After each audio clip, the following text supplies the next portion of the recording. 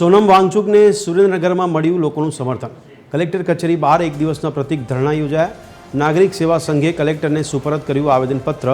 શિક્ષણ વ્યવસ્થામાં વધતા પેપર લીક કૌભાંડ મુદ્દે વિરોધ કરવામાં આવ્યો। 2 વર્ષમાં અનેક ભરતી પ્રક્રિયાના પરીક્ષામાં પેપર લીક થયાના આક્ષેપ છે, ત્યારે દોષિતો સામે કડક કાર્યવાહી અને પારદર્શક ભરતીની માંગ। વિદ્યાર્થીઓના ભવિષ્ય સાથે છેડા બંધ કરવા કરાઈ અપીલ।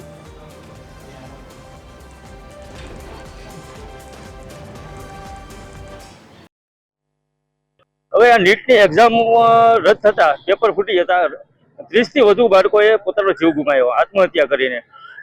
એના સમર્થનમાં દેશના વૈજ્ઞાનિક સોનમ વાંગચુક જે આંદોલન કરી રહ્યા છે, ભૂખ હડતાલ કરી રહ્યા છે। અમે સુરેન્દ્રનગરમાં તમામ લોકો, જાગૃત નાગરિકો સોનમ વાંગચુકના સમર્થનમાં સુરેન્દ્રનગર કલેક્ટર ખાતે ભેગા થયા છીએ અને એમને સમર્થન જાહેર કરીએ છીએ અને એમને જે કાંઈ એમના મુદ્દા છે, જે કાંઈ માંગણી છે, એને અમે સમર્થન કરીએ છીએ।